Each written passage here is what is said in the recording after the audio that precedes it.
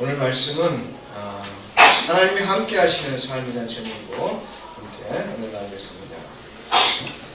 신앙생활에서 가장 중요한 질문 가운데 하나가 있습니다. 하나님은 언제 우리와 함께 계신가? 하나님은 누구와 함께 계시는가? 하는 것입니다. 오늘 이 질문에 대해서 생각해 보자 합니다. 부활과 선교 명령은 매우 밀접한 관계가 있습니다. 지난주 부활주일에 새벽에 함께 생각해 보았습니다. 부활 후 제자들에게 부활의 몸을 보이신 까닭이 있었습니다. 그들로 하여금 부활의 증인으로 살게 하려는 것이었죠. 부활과 부활 경험은 부활 증거를 낳게 합니다. 부활 신앙을 가진 우리들이 할 일은 일상에서 부활을 사는 것입니다. 단지 머리로 인정하는 것이 아니라 삶으로 살아내야 합니다. 이런 점에서 지난주의 설교에서 부활을 사는 삶은 곧 변화된 삶이다, 이렇게 말씀드렸습니다. 기독교와 다른 종교의 차이는 단지 교리적인 차이만이 아니라 변화된 삶으로도 말할 수 있어야 합니다. 단지 의식의 차이를 말하는 것이 아닙니다. 삶에 대한 자세와 태도부터 달라야 합니다. 어떤 일을 만나든 대처하는 방법에서도 뭔가 달라야 합니다. 교리는 삶의 근거가 되지만 변화된 삶은 교리의 진실을 입증해 줍니다. 주의 고난을 묵상하는 사순절과 달리 부활 후 7주간, 곧 오순절까지 기간은 기쁨의 시간입니다. 예수 그리스도의 부활을 기쁨으로 맞이했기 때문인데요. 이 기쁨을 갖고 제자들은 예수님과 함께 부활을 일상에서 경험했고 승천하신 후에는 성령 강림의 약속을 고대하면서 지냈습니다. 그러니까 예수님께서 40일 동안 함께 계셨으니까 한 10일 정도 제자들은 굉장히 기쁨 가운데 성령의 약속을 기다리며 지냈습니다. 그렇기 때문에 오늘 우리들은 이 50일을, 오순절까지 기간을 50일을 기쁨의 날로 보내는 것이죠. 앞으로 50일까지, 오순절까지 그리스도인의 삶의 기쁨, 부활을 사는 삶, 그리고 약속된 성령에 대해 함께 생각해 보겠습니다. 부활과 선교 명령과의 관계는 이미 생각해 본 주제지만요, 오늘 조금 다른 관점에서 함께 살펴보도록 하겠습니다. 이 마태복음에서 저자 마태는 예수님의 출생을 전해주면서요, 이사야서의 기록을 인용했습니다. 보라, 처녀가 잉태하여 아들을 낳을 것이요 그의 이름은 임마누엘이라 하리라. 임마누엘이라는 말은 하나님이 우리와 함께 계시다라는 의미입니다. 처음에는 예수님의 출생과 더불어서 인용된 말씀인데 마지막 승천의 장면에서 이 얘기가 다시 한번 등장합니다. 이번에는 예언이 아니라 약속입니다. 세상 끝날까지 너희와 항상 함께 있으리라. 임마누엘이라는 이 말의 의미와 비교한다면 우리와 함께라는 말이 너희라는 말로 바뀌었고요. 또 세상 끝날까지라는 시간적인 한계가 설정되었습니다. 또한 항상이라는 부사가 더 추가되었습니다. 임마누엘이 하나님의 어떤 지금 현재 행하시는 그 행위를 강조하는 것이라면 오늘 말씀, 곧 세상 끝날까지 너희와 항상 함께 있으라는 이 말씀은 미래적인 행위를 얘기하고 있습니다. 임마누엘이 하나님의 일방적인 은혜를 가리킨다면 세상 끝날까지 너희와 항상 함께 있으라는 이 말은 어느 정도 제한적인 은혜를 겨냥하고 있습니다. 다시 말해서 우리가 아까 처음에 제기했던 질문, 하나님이 함께 계시되 언제 그 일이 구체적으로 나타나느냐, 그리고 누구와 함께 계시느냐 하는 거죠. 이 질문과 더불어서 중요한 의미를 갖습니다. 먼저 함께한다는 말을 생각하면 떠오르는 노래가 하나 있는데요. 안치환이 부른 노래인데 혹시 내가만이라는 노래 아십니까? 제가 한국에서 신학대학원에 처음 입학했는데 처음 맞는 그 목회 실습 시간이 있습니다. 이제 현장에서 목회하시는 목사님이 오셔서 이제 목회 제자들한테 후배들에게 이렇게 목회 경험들을 얘기하면서 가르치는 그런 시간인데요. 그때 이제 목사님께서 오셔서 학생들 하나 다 모두가 한 60여 명 됐는데 모두 다 자기소개하면서 목회 철학을 얘기하는 그런 시간이었습니다. 뭐 미리부터 준비된 것이 아니었고 갑자기 부탁을 받은 거라서 모두가 주저하면서도 한 사람씩 다 나가 했습니다. 다른 학우들이 발표하는 동안에 제가 알파벳이 최니까요. 뒤에 있어서 좀 생각을 해봤는데 도대체 뭘 얘기할지 생각이 나지 않았습니다. 그래서 제가 순서가 딱 왔는데 뾰족 가수가 생각나는데 제가 아주 갑작스럽게 기발한 아이디어를 하나 내면서 했습니다. 뭐냐면 안치환의 내가 만일을 이 개사에서 불렀습니다. 남들은 다 나는 이렇습니다. 나는 누구입니다. 뭐 최성수입니다. 앞으로 내 목회처라고 이렇습니다. 다 이렇게 얘기하는데 저는 아무 생각도 나오지 않아서 내가 만일 목사 된다면 이러면서요. 안치환의 노래를 쫙 불러댔습니다. 근데 어떻게 했습니까? 근데 부르다가 목소리가 삑 올라가는 바람에 제가 도중에 그만뒀어요. 근데 저는 이제 창피해가지고 그냥 막 이게 부끄럽게 쏙 들어왔는데 그냥 우레 같은 박수가 터져 나왔습니다. 노래 못하는 최성수지만 그래도 박수는 좀 받았습니다. 누구도 생각 못한 발표였죠. 다들 다 자기의 어떤 비전을 얘기했는데 저는 노래로 이렇게 했는데 그런데 우리 교회 이름이 함께하는 교회인 것입니다. 이건 또 뭘 말하는 것일까요? 우리 만남이 결코 우연이 아니라는 거죠. 네. 근데 이런 말 하다 보니까 또 생각나는 노래가 있어요. 우리 만남은 우연이죠. 네. 이렇게 시작된 노래인데 이 만남의 노래 가사에 보면 후회하지 마라. 후회하지 마라. 돌아보지 마. 워낙 노래를 못하는 돌아보지 마라. 바보 같은 눈물 흘리지 마라. 뭐 이렇게 되죠? 네. 그러니까 돌아보지 마라, 후회하지 마라 이런 얘기 나오는데 우리 만남이 후회가 되지 않도록 바보 같은 눈물을 흘리며 살지 않도록 여러분과 저는 함께 노력하기 원합니다. 만약 여러분이 제 소원을 말하라고 한다면 이것입니다. 세상에 그 무엇이라도 그대 위해 되고 싶어. 오늘처럼 우리 함께 있음이 내겐 얼마나 큰 기쁨인지. 네, 이것이 제 소원입니다. 함께 해주세요. 여기서 포인트는 이제 오늘처럼 우리 함께 있음이 내가 얼마나 큰 기쁨인가 되겠는데요. 사람들은 이렇게 서로 함께 있으면서도 기쁨을 느끼고 또 함께 있는 순간을 잘 보내려고 돌아서서 후회하지 않도록 사는 것이 보통 사람들의 삶의 모습입니다. 그런데 만약 하나님이 함께 계시면 어떻게 될까요? 어떤 기쁨이 있을 거고 우리 삶 가운데 무엇이 바뀌게 될까? 참으로 궁금합니다. 그래서 오늘 설교에서 그 대답을 찾아보려고 합니다. 우리 교회 이름은 함께하는 교회인데 교회 앞에 걸려있는 현수막에 보면 주님과 이웃과 함께하는 교회다 이렇게 글이 적혀 있습니다. 그러나 무엇보다 우선 돼야 할 일은 하나님이 함께 하시는 교회가 되는 것입니다.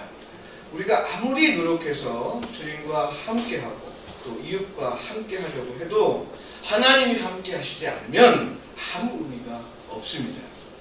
하나님이 함께 하시지 않는 교회가 주님과 함께 하려고 노력한다면 그 교회는 단지 종교적인 의식을 치르는 단체에 불과합니다. 광신 집단이 될 수 있고 이단이 될 수 있습니다. 하나님이 함께 하시지 않는 교회가 이웃과 함께 하려고 노력한다면 그 교회는 단지 봉사단체인 것입니다. 사람에게 칭찬은 받을 수 있을지 몰라도 하나님과는 전혀 상관이 없는 그런 교회입니다. 하나님이 함께 하시는 교회가 될 때 비로소 우리는 하나님이 기뻐하시고 또 하나님의 영광을 받으시는 그런 교회가 되는 것입니다. 이웃으로부터 칭찬받는 교회가 될 수 있습니다. 함께하는 교회는 이런 교회가 되길 소원합니다. 왜 이런 교회가 되길 소원해야 합니까? 왜? 하나님이 함께 하시는 교회가 될 때, 다시 말해서 성도가 하나님이 함께 하시는 삶을 살게 될 때 비로소 교회가 교회로 회복되기 때문에 그렇습니다. 삶이 행복해집니다. 마약같이 일시적인 흥분 상태를 불러일으키는 것이 아닙니다. 병이 들었어도요, 경제적으로 좀 힘들어도 하나님이 함께 하시면 마음이 평안합니다. 이것들은 단지 불편한 것일 뿐 불평할 일이 전혀 아닌 것이죠. 기쁨과 감사가 넘쳐납니다. 세상이 주는 평안과 다르기 때문에 그렇습니다. 하나님이 함께 하실 때 삶의 변화와 믿음의 성장이 생깁니다. 그래서 우리는 하나님이 함께 하시는 교회가 되기를 소원하는 것입니다. 이런 점에서 하나님이 언제 또 누구와 함께 하시는지를 아는 것은 매우 중요한 일이죠. 하나님은 예수 그리스도를 믿는 모든 사람들에게 은혜를 주십니다. 그러나 특별히 주어지는 은혜가 있습니다. 그것을 받기 위해서 우리는 하나님이 언제 또 누구와 함께 하시는지를 알아야 할 것입니다. 왜? 안다면 그것을 행할 수 있기 때문에 그렇습니다. 행할 수 없다면 적어도 기도할 수 있기 때문에 그런 거죠. 이것이 오늘 우리가 함께 고민하며 생각해 볼 주제입니다. 마태복음 28장의 말씀은, 오늘 본문 말씀은 하나님은 우리와 함께 계시는 분이지만 누구에게나 또 아무 때나 함께 계시지 않는다는 말을 전제합니다. 먼저 성경에서 말하는 너희는 누구를 가리킵니까? 세상 모든 사람들을 가리키는 것이 아닙니다. 예수 믿는 모든 사람들을 말하는 것이 아닙니다. 바로 그 안에 그들이 지금 예수님의 승천의 모습을 보고 있는, 예수님과 함께하고 있는 그 제자들입니다. 부활의 증인으로 부름을 받은 사람들입니다. 구체적으로 말한다면 부활을 경험한 제자들입니다. 부활의 증거를 믿음으로 받아들인 바로 오늘 우리들을 가리킨다고 보면 될 것입니다. 그렇다고 한다면 하나님이 함께 계시는 사람이 되기 위해서 혹은 그런 교회가 되기 위한 조건은 무엇일까요? 크게 두 가지만 말해본다면 하나는 신실하신 하나님을 믿는 것입니다. 이거 믿지 않으면 하나님이 함께 계신다는 삶, 그런 삶을 살 수가 없습니다. 두 번째로는 그리스도의 제자를 세우는 일입니다. 시간이 다 될지 모르겠습니다만 시간 되는 데까지 한번 말씀을 나눠보겠습니다만 나눠보겠습니다. 첫째, 하나님이 함께 하시는 삶을 살기 위해서 우리는 반드시 신실하신 하나님을 믿어야 합니다. 우리가 부활의 증거를 믿는다 하면 무엇보다 그것의 사실성을 믿는 것입니다. 그냥 의미만을 묻는 것이 아니라 사실을 믿는 것입니다. 그러나 사실에 대한 증거를 우리가 가질 수가 없습니다. 그래서 중요한 것은 하나님이 부활시켰음을 믿고 일상에서 부활을 사실로 나타내며 사는 것이죠. 지난주 설교에서 함께 생각해본 말씀입니다. 좀 더 구체적으로 말씀드린다면 부활을 산다 하면 무슨 뜻이냐? 남들이 실패라고 생각하는 일이지만 그것이 하나님의 뜻이라면 결코 포기하지 않는 삶을 말합니다. 남들이 싫어하는 일이지만 그것이 하나님의 뜻이라고 한다면 결코 마다하지 않는 삶을 말합니다. 저마다 자기 생명을 위해 살아가지만 기꺼이 다른 사람의 생명을 위해 사는 삶을 말합니다. 우리가 부활의 삶을 결단할 때 그 삶을 통해 일하시는 분은 우리가 아닌 성령 하나님이십니다. 우리의 삶을 통해 하나님의 역사를 일으키시는 것이죠. 그때 비로소 부활은 논쟁을 넘어서 믿느냐 믿지 않느냐, 사실이냐 사실이 아니냐, 이런 논쟁을 넘어 믿음의 확신을 불러일으키는 수 있는 것이죠. 그런데 부활의 삶을 가능하게 만드는 가장 중요한 근거가 있습니다. 그것은 뭐냐면 신실하신 하나님입니다. 부활은 하나님의 약속이 반드시 이루어질 것을 확증해 주신 사건입니다. 그러니까 부활의 증거를 바탕으로 우리는 하나님이 약속을 반드시 지키시는 분이다, 곧 신실하신 하나님이심을 믿게 됩니다. 만일 신실하신 하나님에 대한 신뢰가 없다면 부활의 삶을 살 수가 없습니다. 왜? 죽는데, 실패하는데, 다른 사람들이 욕을 먹는데 무엇 때문에 우리가 이런 일을 할까요?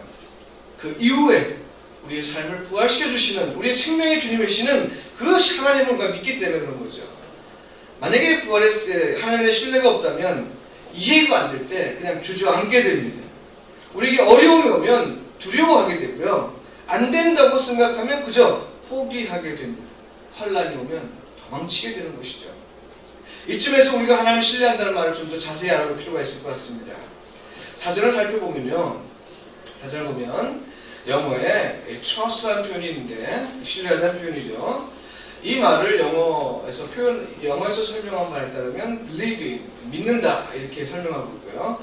confidence라는 표현을 쓰는데 이 confidence라는 표현은 이 con이라는 말은 이 self라는 표현도 있어요. 함께라는 표현도 있지만 self, 그러니까 나를 믿는다라는 라틴어의 합성어입니다. 그러니까 신뢰한다는 말은 스스로를 믿는다는 표현이에요. 이것은 성경적인 의미가 아닙니다. 그러니까 미국 사람들이 트러스트라는 표현은 그 안에 성경적인 의미가 들어있지 않아요. 근데 독일에서는 이렇게 설명했습니다. 라우빈쉔케, 그러니까 믿음을 선물한다 이렇게 설명했어요. 믿음을 선물한다. 이거 뭐냐면 그 사람이 믿을만하기 때문에 내가 믿는 게 아니라 내가 믿음을 그 사람에게 준다는 거예요. 선물한다는 거예요. 이 말을 다른 말로 표현하면 이렇게 해석을 했습니다. 나를 떠나서 누군가에게 가라. 이런 뜻인데요. 이 말을 다시 낸다면 누구 혹은 다른 사람을 바탕으로 해서 나를 떠나는 겁니다. 그러니까 내 신뢰한다는 말의 신학적인 의미는 말과 행위의 근거를 내가 말하고 내가 행위하는 근거를 내 자신에게 두지 않는 행위입니다. 오히려 나를 떠나서 다른 사람에게 근거를 두는 행위, 이것을 바로 신뢰한다 이런 표현인 것이죠. 그러니까 우리가 신뢰할 때 다른 사람들이 믿을 만하기 때문에 우리 보통 신뢰하죠. 이거 세상 사람들이 하는 신뢰입니다. 그러나 그리스도인들은 하나님을 믿는 사람들 신뢰는 그 사람이 신뢰함을 알기 때문에 신뢰하는 것이 아니라 하나님을 믿기 때문에 그 하나님 때문에 그 사람을 신뢰하는 겁니다. 이게 신학적으로도 옳은 표현입니다. 내가 좀 믿지 못하는 상황이라도 내 생각으로는 도저히 납득이 되지 않는다 해도 하나님이 말씀하시고 또 약속했다면 그것을 지지기 기반으로 삼고 행동하는 것, 이것이 바로 신뢰이고요. 성경에서 얘기하는 신뢰는 바로 이런 것입니다. 신뢰의 대표적인 사례를 두면 바로 아브라함을 들 수 있는데요. 아브라함은 하나님께서 가라라고 할 때 내 친척 아비집, 내 고향 친척 아비집을 떠나 가라, 내가 지시할 대로 가라 할 때 갈 바를 알지 못하고 그냥 떠난 겁니다. 이 아브라함이 지금 누구를 의지하고 간 겁니까? 자기 자신을 의지하고 간 게 아니죠. 자기 힘을 믿고 간 것이 아니라 하나님을 의지하고 하나님이 말씀하셨기 때문에 그 말씀에 의지해서 자기를 떠난 겁니다. 자기를 떠난 겁니다. 이것이 바로 아브라함이 오늘 우리들에게 믿음의 조상으로 여겨지는 그 이유가 되는 것이죠. 여러분, 선택을 내려야 할 결정을 앞두고 혹시 고민하고 계시지 않습니까? 무엇을 해야 할지 갈등이 되는 그런 상황에 있지는 않으십니까? 우리가 믿고 있는 여호와 하나님을 지지기반을 삼고 과감하게 여러분 자신을 떠나십시오. 지금까지 무엇을 근거로 살아오셨는지는 잘 모르지만 만일 그것이 하나님이 아니고 하나님의 뜻이 아니라면 과감하게 떠날 필요가 있습니다. 하나님이 함께 계시는 삶이 될 것입니다. 비록 떠나서 우리가 힘들고 그것 때문에 어려움을 겪는다 하더라도 하나님이 함께 계시는 그런 삶이 될 것이다 하는 말이죠. 교회가 세워지는 과정에서 우리들은 과감하게 떠났습니다. 그 무엇을 떠났는지는 사람마다 다르겠지만 떠나왔습니다. 사람의 생각이 아니라 하나님의 뜻을 따라 과감한 결단을 내렸습니다. 이제 우리가 바라고 또 소망할 수 있는 것은 하나님이 우리와 함께 하시는 일입니다. 비록 눈앞에 보이지 않는다 하더라도 또 그게 조건에 맞지 않는 그런 모습이라 하더라도 우리는 담대하게 하나님 우리와 함께 하소서라고 기도할 수가 있는 것이죠. 두 번째로 하나님이 함께 하시는 삶은 바로 그리스도의 제자를 키우는 삶입니다. 나 아닌 다른 사람들이 그리스도를 믿고 따르도록 애쓰는 것을 말합니다. 이것을 다른 말로 얘기한다면 사람을 세우는 삶입니다. 우리는 보통 우리가 그리스도를 믿고 따를 수 있는 교회를 선택하죠. 내가 가서 헌신할 수 있는 교회, 헌신이 아니라 좀 내가 조금 마음 편하게 섬길 수 있는, 다닐 수 있는 교회를 보통 따라오고 또 그것을 선택합니다. 이것이 당연한 것 같아 보이죠. 또 사실 그렇습니다. 그러나 이것은 하나님의 생각이 아니라 사람의 생각입니다. 특히 나를 중심에 두는 생각입니다. 여러분 지금 대형교회가 마치 블랙홀처럼 많은 주변의 성도들을 다 흡수해가는 그런 상황에 있습니다. 대형교회 가는 성도들의 수많은 사람들이 하는 얘기들을 들어보면 공통적으로 들을 수 있는 말이 하나 있습니다. 뭐냐면 예수 그리스도를 믿고 따를 수 있는 교회입니다. 그래서 난 이 교회에 옵니다. 라고 고백하는 것도 많이 듣습니다. 여러분 이것이 과연 우리 그리스도인들의 고백해야 되는 또 정당하게 잘 행위에 대해서 정당성을 제시하는 말일까요? 여러분 나사렛 예수를 스스로 못 따랐던 사람들, 그 제자들이나 부활 승천 후에 예수를 그리스도로 섬기며 따랐던 성도들은 한결같이 내가 믿고 따를 수 있는 교회를 찾아다니는 것이 아니었습니다. 그들의 출발점은 오직 예수 그리스도에 대한 믿음, 그 하나만을 생각하며 먼저 나 아닌 다른 사람들이 예수 그리스도를 믿고 하나님을 신뢰하며 살 수 있도록 도우며 애쓰는 것이었습니다. 이것이 바로 그들의 삶의 출발점이었고 이것이 그들의 믿음이었습니다. 이것이 그들에게 모든 삶에서 우선순위였었고 그들이 이런 우선순위를 통해서 바로 하나님을 만나고 변화되는 삶을 살 수가 있었던 것이죠. 내가 교회다운 교회에 속해 있느냐 하는 것은 바로 이러한 우선순위가 됐을 때 비로소 깨닫는 일이었습니다. 혹시라도 좋은 교회를 선택해서 왔다 하더라도 그 안에서의 삶은 내가 받으려고 하기보다는 주며 나눠주고 또 사람을 세우는 삶을 살 때 이때 비로소 하나님이 우리와 함께하는 삶이 됩니다. 이런 까닭에 함께하는 교회는 나보다 남을 더 낮게 여기는 교회가 되길 원합니다. 나보다 남을 낮게 여기려고 노력할 때 사람의 가치를 인정하게 됩니다. 사람을 세우는 일을 하면서 전혀 억울해하지 않습니다.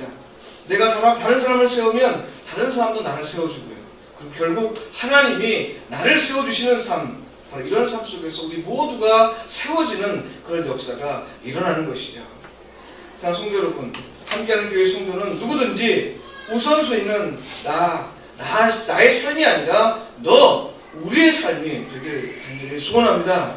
이것이 선교 명령이 말하는 의미 가운데 하나이고 또 하나님이 우리와 함께하는 삶입니다. 제자를 삼으라는 예수님 말씀 가운데 인상 깊은 점 하나가 있습니다. 세례를 베풀고 예수님이 분부하신 것을 가르쳐 지키게 하라는 말씀입니다. 교회에서는 성경 공부를 합니다. 성경을 알아야 하나님의 뜻을 알고 또 예수님이 분부하신 것을 할 수 있습니다. 그러나 명심해야 할 일이 있습니다. 교회에서 배우는 일은 단지 지식을 얻기 위한 것이 아닌 것입니다. 지식만을 위한 곳이라면 학교로 가야 합니다. 각종 세미나나 각종 프로그램이 많습니다. 교회에서 배우는 일은 하나님과 교회를 더 잘 섬기기 위해서 배우는 것입니다. 세례를 베푸는 일과 관련해서 질문이 생깁니다. 세례를 베푸는 일과 하나님이 함께 계시는 삶과 도대체 무슨 관계가 있을까? 세례의 의미를 하나님이 함께 하시니까 밀접한 관계로 보는 관행 때문에 세례를 하나의 종교 의식으로만 여겼습니다. 그러나 세례는 단지 의식만이 아닙니다. 만일 우리가 세례를 받았다고 한다면 이건 무엇을 의미하냐면 우리가 예수 그리스도와 함께 죽음을 받아들였다. 그리고 부활했다라는 사실을 믿고 고백하는 것입니다. 이건 단지 의식만이 아닌 것이죠. 더 이상 내가 아니라 예수님의 삶을 살겠다는 그런 고백이 세례입니다.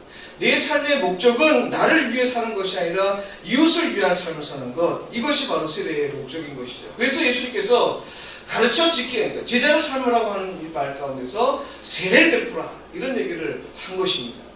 이건 무슨 말씀입니까? 바로 나는 죽고 예수 그리스도의 삶을 살아. 이 얘기 다른 말로 한다면 나는 죽고 다른 사람을 세우게 하라는 얘기입니다. 다른 사람을 세우게. 제가 가끔 많은 묵상 가운데 은혜받는 것이 하나 있습니다. 하나님께서 우리에게 주신 약속이 내게 나타나는 모습인데요. 하나님께서 우리에게 함께 하시는 그런 삶을 우리에게 가득 채워주셨습니다. 이 풍선의 머리에 풍선이 있다고 생각해 보십시오. 그러나 우리 눈에는 보이지 않습니다. 하나님께서 말씀하십니다. 내 머리에 약속이 있다. 하나님께서 원하시는 것은 이제 손을 들어서 찌르면 되는 겁니다. 근데 우리가 찌르지 못하는 것은 그 찌르는 과정 속에서 우리에게 불편함이 있고 우리에게 어색함이 있기 때문에 그렇습니다. 물에 젖고 그것 때문에 좀 피곤하고 그것 때문에 좀 불편하고 이렇기 때문에 우리는 이걸 찌르지 못하는 거예요. 이걸. 그러나 하나님이 함께 하시는 삶, 이 약속은 바로 그걸 과감하게 팍 찌를 때 비록 불편하고 어색함이 있고 내 삶에 힘든 부분이 있다 하더라도 그걸 통해서 하나님께서 우리에게 큰 기쁨과 하나님께 주신 큰 약속들을 우리가 받게 되는 것이죠. 우리가 봐야 할 것은 세상이 아니고 이제 내가 아니라 이제 예수 그리스도를 봐야 하는 것입니다. 예수 그리스도를 보고 그 보는 삶 속에서 살 때 바로 하나님이 우리와 함께 하시는 삶을 우리가 살아드릴 수 있는 것이고 또 그것을 우리가 경험할 수가 있게 되는 것이죠. 사랑하는 성도 여러분, 함께하는 교회가 하나님이 함께하는 그런 교회가 되길 원합니다. 시선을 나 아닌 이웃에게 두면서 우리를 응원하시는 하나님을 바라봅시다. 증거하는 삶을 쫓고 주저하거나 포기하지 않으실 때 하나님 바로 항상 우리와 함께 계실 것입니다. 우리 시선을 더 이상 내 삶에 두지 마시고 이웃 예수 그리스도에 향한 그런 삶이 되기를 간절히 축원드립니다. 우리 시선이라는 찬양이 있습니다.